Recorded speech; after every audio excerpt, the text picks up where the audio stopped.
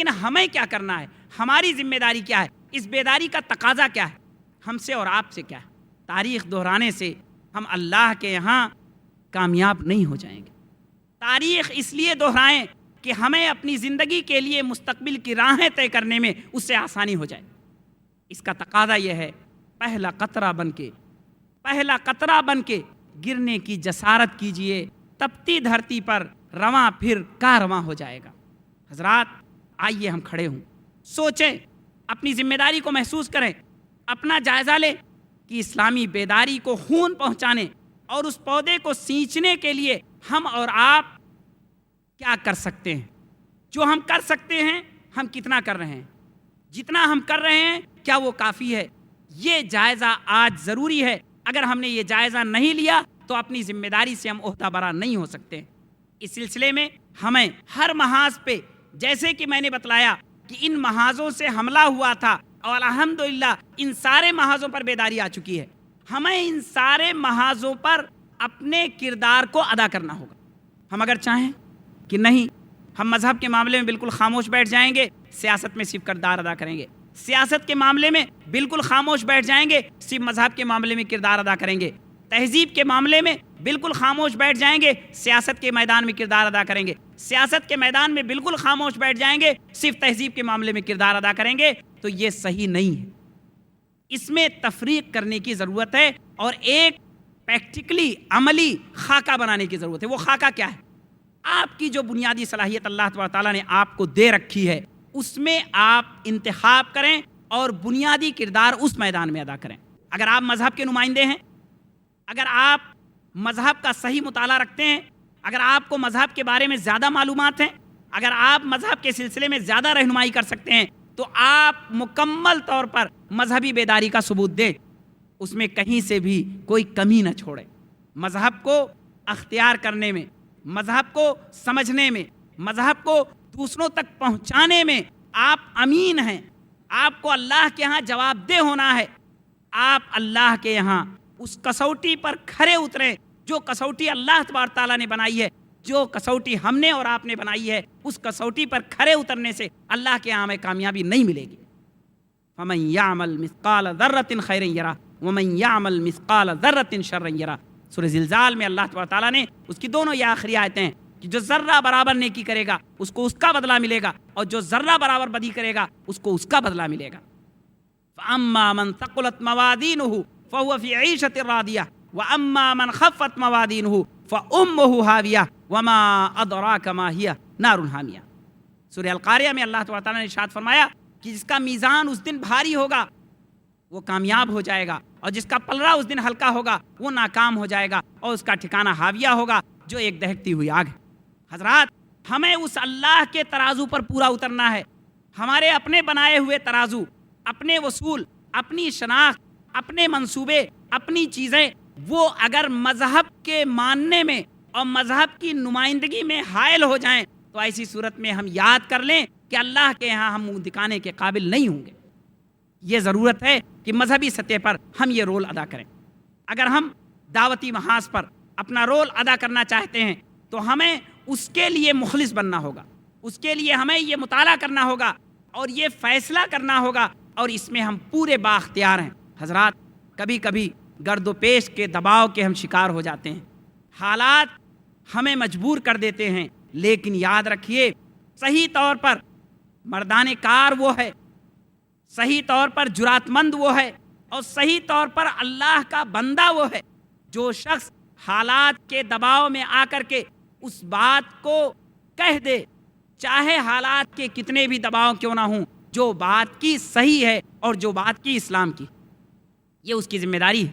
دعوتی محاذ پہ ہمیں اور آپ کو بہت کچھ کرنا پڑے گا، اور اسے کرنے کے لیے آپ کا یہ ادارہ ہے، یہ کانفرنسیں ہیں، اس طرح کے بے شمار ادارے ہیں، کانفرنسیں ہیں، آپ کو ان کی اہمیت سمجھنی ہوگی۔ آج بہت ہی افسوسناک صورتحال ہے کہ جو کام ہم خود نہیں کر سکتے ہیں، اگر کوئی دوسرا اسے کر سکتا ہے تو ہمیں وہ بھی نہیں برداشت ہوتا ہے۔ وائے ناکامی متائے کارواں جاتا رہا، کارواں کے دل سے احساس زیاں جاتا رہا۔ علامہ اقبال نے ایک دوسری جگہ کہا تھا، یہ علامہ اقبال کا شعر نہیں ہے، علامہ اقبال ایک جگہ کہتے ہیں، تیرے ضمیر پہ جب تک نہ ہو نزول کتاب، گرہ کشا ہے نہ رازی نہ صاحب کشاف۔ حضرات، آج ہم کو اس وحی کو قبول کرنا پڑے گا جو وحی کی امانت نبی کریم صلی اللہ علیہ وسلم نے اپنے اصحاب کو سونپی تھی۔ وہ وحی موجود ہے، وہ وحی امانت ہے، وہ نبی کریم صلی اللہ علیہ وسلم کی زندگی امانت ہے، نبی کریم صلی اللہ علیہ وسلم کے ارشادات امانت ہے، نبی کریم صلی اللہ علیہ وسلم نے جو کچھ سجھایا وہ امانت ہے، جو کچھ فرمایا وہ امانت ہے۔ اس امانت کو ہمیں سینے سے لگانا ہوگا اور اس پر اپنے یقین کو بحال کرنا ہوگا۔ یاد رکھیے، جب ہم یہ کام کر لیں گے تو انشاءاللہ ہمارے لیے وہ ساری چیزیں آسان ہو جائیں گی جو دراصل ہم کردار ادا کرنا چاہتے ہیں، اور جو 21ویں صدی کی ابھی شروعات ہے، ابھی آغاز ہے۔ حالانکہ آغاز اگر ہم اس میں کاہل ہو گئے، سست ہو گئے، تو یہ انجام کو پہنچ جائے گا اور ہم اپنی جگہ بیٹھے خاموش تماشائی بنے رہیں گے۔ خاموش تماشائی بننے سے کام نہیں چلے گا۔ ضرورت یہ ہے کہ اللہ کی یہ نعمت جو امت مسلمہ کو بیداری کی شکل میں ملی ہے، ہم اس میں کوئی کردار ادا کر لیں تاکہ قیامت کے دن کہہ سکیں اللہ جو کچھ تو نے مجھ کو صلاحیت دی تھی، یہ کر دکھایا تھا، اے اللہ تو اسے قبول کر لے اور ہمیں کامیابی دے دے۔ اللہ تبارک و تعالیٰ سے دعا ہے کہ ہم سب کو امت مسلمہ کے لیے، اسلام کے خدمت کے لیے کچھ کرنے کی توفیق عطا فرمائے۔ ربنا تقبل منا انک انت السمیع العلیم وتب علینا انک انت التواب الرحیم وصلی اللہ علی النبی الکریم۔ وائے ناکامی متائے کارواں جاتا رہا، وائے ناکامی متائے کارواں جاتا رہا، کارواں کے دل سے احساس زیاں جاتا رہا۔ ہمارے اسلاف کی پرانی تاریخ دہرا رہے تھے اور ہم کو دعوت عمل پر ابھار رہے تھے برادرم مصطفیٰ خان ندوی مدنی حفظہ اللہ۔ سوال و جواب کی نشست ہماری شروع ہو رہی ہے۔ سب سے پہلا سوال ہے اظہر الدین صاحب کا۔ وہ سوال کرتے ہیں کہ آج اسلامی بیداری تعلیم یافتہ نوجوانوں میں کس طرح لائی جا سکتی ہے؟ تعلیم یافتہ نوجوانوں میں اگر بیداری لانی ہے تو اس کے لیے سب سے بہتر طریقہ یہ ہے کہ ہم انہیں قرآن مجید کو سمجھنے پر زور دیں، اور اس کے لیے جو بنیادی ضرورت ہوگی کہ ان تعلیم یافتہ نوجوانوں کو عربی سیکھنے پر ہم زور دیں۔ اگر ہم عربی زبان سیکھ لیتے ہیں، قرآن مجید کو سمجھتے ہیں، نبی کریم صلی اللہ علیہ وسلم کی احادیث کو پڑھتے ہیں اور اسے خود سمجھتے ہیں براہ راست، تو اس کے نتیجے میں جو ہمارے اندر طاقت اور قوت پیدا ہوگی اور جو صحیح شعور آئے گا، اسلام کے بارے میں ڈائریکٹ صحیح معلومات حاصل ہوں گی، وہ سب سے بہتر ہوں گی، اور یہ ایک آسان طریقہ ہے۔ مرزا عبدالعزیز بیگ حافظ قرآن ہیں۔ وہ سوال کرتے ہیں موصوف سے کہ آپ نے دوران تقریر بار بار خلافت کی تحریک فرمایا، تو عرض ہے کہ یہ خلافت کی تحریک کیا ہے؟ اس طرف ہلکا سا اشارہ فرمائیں۔ خلافت کی تحریک یہ 1914 میں قائم ہوئی، اس غرض سے کہ خلافت اسلامیہ جو اس وقت ترکی کے خلافت کو کہا جاتا تھا، اس کو کسی طرح بچایا جا سکے، کیونکہ بلقان کی جنگ میں وہ تقریباً ہار سے دوچار ہو رہی تھی۔ تو 1914 میں مولانا محمد علی جوہر اور مولانا شوکت علی رحمہ اللہ، ان لوگوں نے ایک تحریک شروع کی جس کو تحریک خلافت کے نام سے جانتے ہیں، اور اس میں انہوں نے ہندوستان کے دیگر لوگوں کو بھی شامل کیا، اور خصوصی طور پر گاندھی جی کا بھی نام آتا ہے کہ گاندھی جی نے اس کے لیے باقاعدہ خلافت تحریک کی احیاء کے لیے یا اس کو متعارف کرانے کے لیے جو کارواں نکلا، اس میں گاندھی جی بھی نکلے۔ ڈاکٹر سعدیہ بانو بہن کا سوال یہ ہے کہ عہد حاضر میں اسلامی بیداری کے لیے عورتوں کا کیا رول ہونا چاہیے؟ عورتوں کے رول کے سلسلے میں ہم نے جو نفسیاتی اور ثقافتی اور مذہبی بیداری کی بات کہی ہے، ان سارے محاذوں پر عورتوں کا رول مطلوب بھی ہے اور مؤثر بھی ہے۔ عورتیں اگر پہلے تو خود اسلام پر ان کا یقین بحال ہو جائے، اس کی کوشش کریں، ورنہ عموماً آج جس طرح کے سوالات آتے ہیں پروگراموں میں، عموماً ایک بڑی تعداد خصوصاً پڑھی لکھی خواتین، ان کے سوالات ایسے ہوتے ہیں جنہیں اسلام پر اطمینان نہیں ہوتا ہے، سوالات سے اندازہ ہوتا ہے۔ تو پہلی چیز تو یہ ہے کہ خواتین میں یہ مزاج پیدا ہو کہ ان کا اسلام پر اعتماد بحال ہو، وہ اسلام جس پر ان کا یقین ہے، جسے وہ مانتی ہیں اور جس کو اپنی نجات کا ذریعہ سمجھتی ہیں۔ اس کے لیے انہیں بھی وہی کرنا ہوگا جو ابھی میں نے تعلیم یافتہ نوجوانوں کے لیے بتلایا کہ انہیں خود اسلام کو پڑھنا ہوگا۔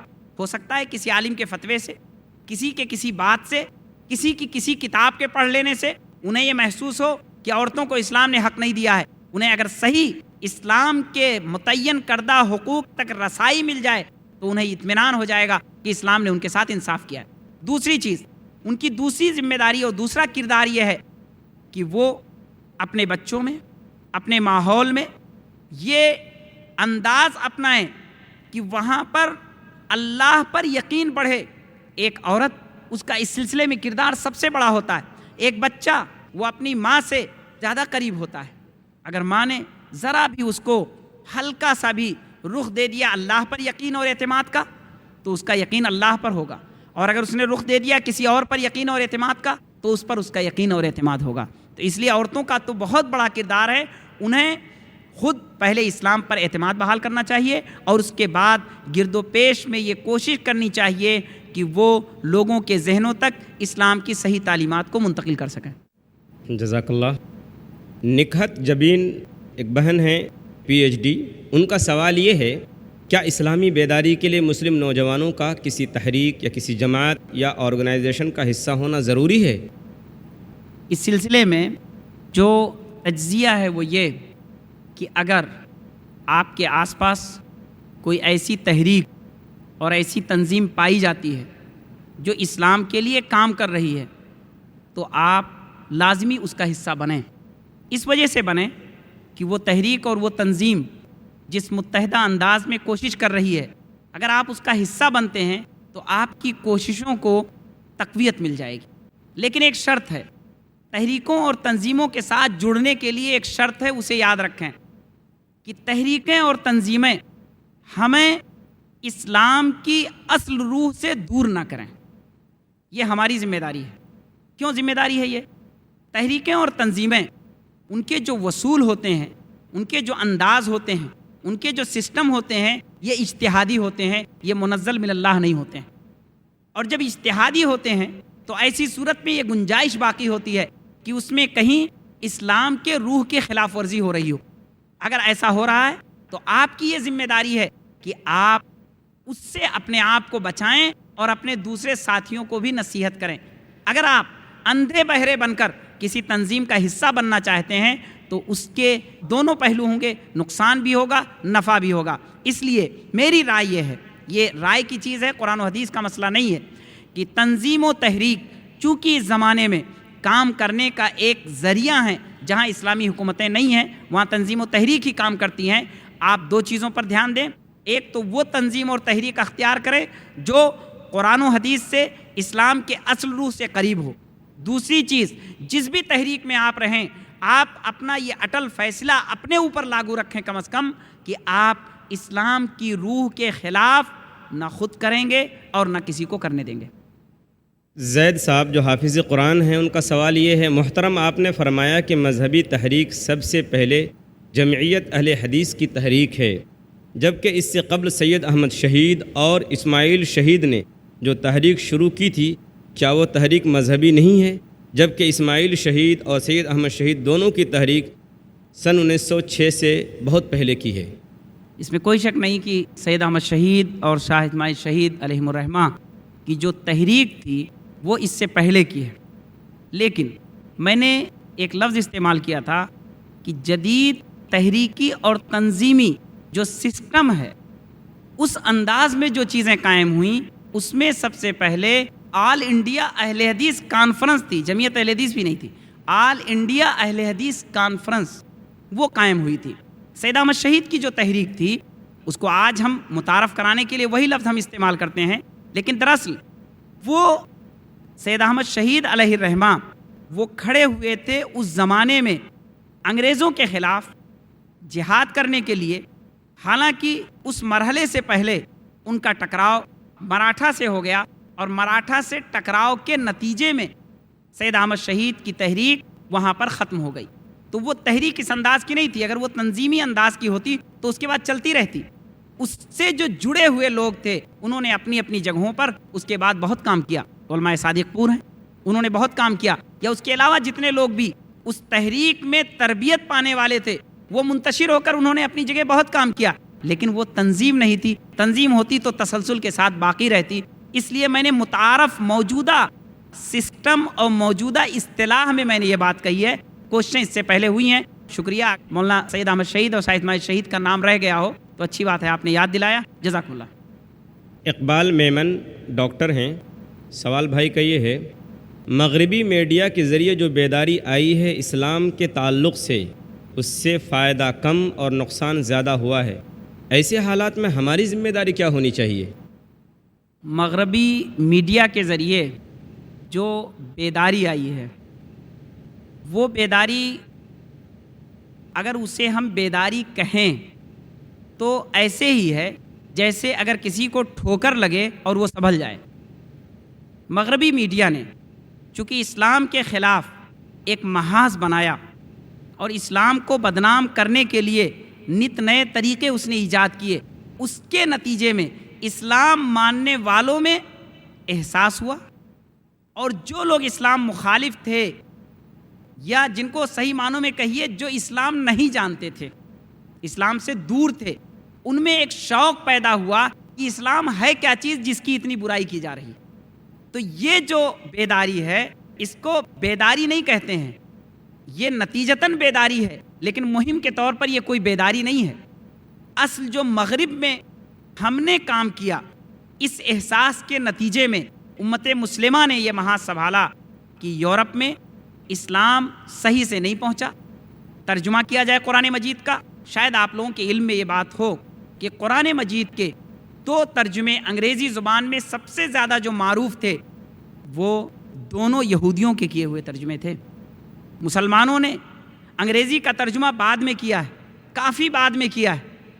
ایک لمبا موضوع ہے کہ کب کب انگریزی کے ترجمے ہوئے، لیکن جارج سیل جس کا سب سے زیادہ مشہور تھا ترجمہ، وہ ایک یہودی تھا. آپ مجھے بتائیں کہ کیا ایک یہودی جو قرآن کا ترجمہ کرے ہم اسے یہ مانیں گے کہ اس نے قرآن کا پیغام یورپ تک پہنچانے کے لیے کیا تھا؟ یورپ کے لوگوں نے اسلامی ورثے کی بے شمار کتابیں شائع کی ہیں ایڈٹ کر کے. آپ کو تعجب ہوگا کہ احادیث کا جو انڈیکس بنا ہے، المعجم المفہرس لالفاظ الحدیث 11 جلدوں میں، وہ انڈیکس بنایا ہے مستشرقین نے، مسلمانوں نے نہیں بنایا ہے. جتنی اہم کتابیں ہیں وہ انہوں نے ایڈٹ کر کے شائع کی ہیں. لیکن آپ کیا سمجھتے ہیں کہ انہوں نے اسلامی بیداری کے لیے کیا ہے؟ نہیں، انہوں نے ایک دوسرے مقصد کے لیے کیا تھا، ثقافتی الغار. میں دراصل مستشرقین پہ اس لیے نہیں گیا کیونکہ وہ ایک لمبا موضوع ہے، میں نے اس کو ثقافتی الغار کہہ کے ختم کر دی تھی بات. دراصل جو مغربی میڈیا نے ہم پر حملے کیے، اسلام پر حملے کیے، اس کے نتیجے میں ہمارے اندر، امت مسلمہ کے اندر بے چینی آئی، اور جو لوگ اسلام سے ناواقف تھے ان میں واقفیت کا جذبہ پیدا ہوا. بس صرف یہ مغربی میڈیا کا کردار ہے، ورنہ مغربی میڈیا نے ہمیشہ اسلام کے تعلق سے غلط ہی تاثر پیش کیا. جزاک اللہ. خواتین کے شعبے سے ایک سوال ہے.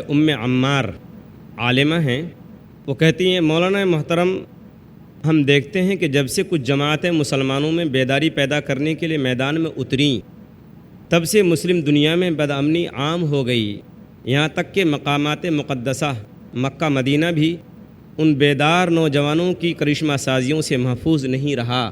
برائے کرم اس کا حل بتائیں. بہت ہی اہم سوال ہے اور یہ بات عموماً ذہنوں میں آتی ہے.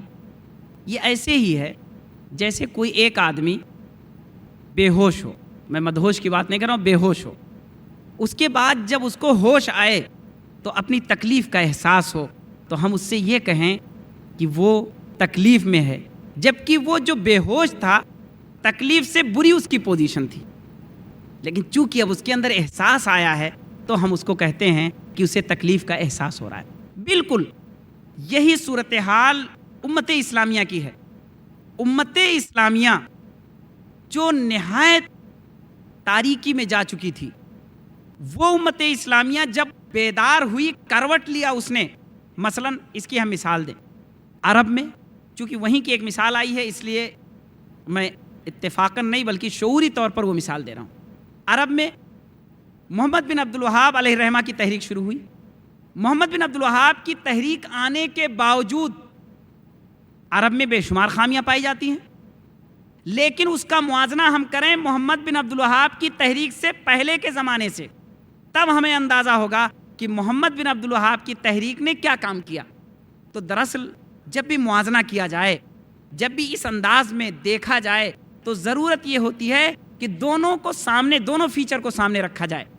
مثلا پوری دنیا میں جو بیداری آئی، مسلمانوں نے کام کیا، علماء نے کام کیا، لوگوں نے قربانیاں دی، قربانیاں دے کر کے امت کو بیدار کیا۔ اس کے نتیجے میں اگر ہم یہ مان لیں آج کہ 25% کام ہوا، 75% باقی ہے، تو یہ 25% 75% کے بالمقابل کم ہے۔ لیکن آپ اس دور کا اندازہ کیجئے جب یہ 25% بھی نہیں تھا۔ آج امت مسلمہ میں پڑھنے والوں کی تعداد بڑھ گئی ہے، لیکن کئی فیصد ہے آج اس میں کوئی شک نہیں۔ ہر آدمی اگر آپ پوچھیں گے تو کہے گا کہ امت مسلمہ میں آج کے 20 سال پہلے جتنے پڑھنے والے تھے اس کے بالمقابل آج پڑھنے والے زیادہ ہیں، لیکن اگر آپ پوری امت کا تجزیہ آج کریں تو آپ 4% سے زیادہ نہیں ہیں تعلیم یافتہ۔ تو مسئلہ یہ ہے 4% کو آپ 96% کے بالمقابل مت دیکھیے، آپ 4% کو 0% پہ دیکھیے، تب آپ کو اندازہ ہوگا کہ 4% کی جو یافت ہماری ہے، جو وہ ہمارا ورک ہے، وہ ہمارا نتیجہ ہے، وہ ہمارے لیے قیمتی ہے۔ تو دراصل عالم اسلام میں جو ایک ہلچل، ایک کیفیت ہم دیکھ رہے ہیں، یہ دراصل بیداری ہی کا نتیجہ ہے۔ کیا ہوا؟ الاخوان المسلمین کی تحریک مصر میں قائم ہوئی 1929 میں۔ 1949 میں حسن البنا شہید کو ایک کار کے حادثے میں شہید کر دیا گیا۔ 1966 میں سید احمد شہید کو سولی پر پھانسی چڑھا دی گئی، اور 1951 سے لے کر 1966 تک مستقل 3 مرحلوں میں الاخوان المسلمین پر پابندی لگائی گئی، جس میں ایک مرحلہ وہ آیا کہ 20 لاکھ اس کے کارکنوں کو جیل میں ڈال دیا گیا۔ بظاہر آپ یہ کہیں گے کہ مصر کی تاریخ میں مسلمانوں کا کتنا نقصان ہوا، لیکن یہ نقصان کب ہوا؟ جب مسلمان بیدار ہوئے اور مصر کی ایک بڑی تعداد وہ اسلام سے منسلک ہو گئی۔ تو ہمیں دراصل اس میں کوئی شک نہیں، بہت اچھا سوال ہے، اس انداز میں ہمیں سوچنا چاہیے، تو انشاءاللہ ہم اور کام کے لیے تیار ہو جائیں گے۔ ضرورت یہ ہے کہ ابھی تو ہم نے کچھ نہیں کیا ہے، ابھی تو یہ بالکل ہم نے شروعات کی ہے۔ اسی لیے یورپ یہ چاہتا ہے، اسلام مخالف طاقتیں یہ چاہتی ہیں کہ آج اسلام کو دبا دیا جائے۔ اگر آج اس کو کچل دیا گیا تو یہ سر نہیں اٹھا سکے گا، لیکن اگر اس کو چھوڑ دیا گیا تو یہ سر اٹھا لے گا، پھر کچلنا ہمارے لیے دشوار ہو جائے گا۔ جزاک اللہ۔ مولانا محترم نے بہت ہی عمدہ اور اچھا خطاب فرمایا اسلامی بیداری اور اس کے تقاضے کے عنوان پر، اور ہم کو یہ پیغام دے گئے کہ یہ ابھی ہماری شروعات ہے اور ہم کو بہت آگے جانا ہے۔ میں کہاں رکتا ہوں، عرش و فرش کی آواز سے مجھ کو جانا ہے بہت اونچا حد پرواز سے۔ بس میں مولانا کا بہت شکریہ ادا کرتا ہوں کہ آپ نے سیر حاصل گفتگو فرمائی اپنے عنوان پر، اور میں انتہائی ادب کے ساتھ آپ تمام حضرات کی طرف سے بھی مولانا کا شکریہ ادا کرتا ہوں، اور ان کا میں مشکور ہوں اور انہیں الوداع کہتا ہوں۔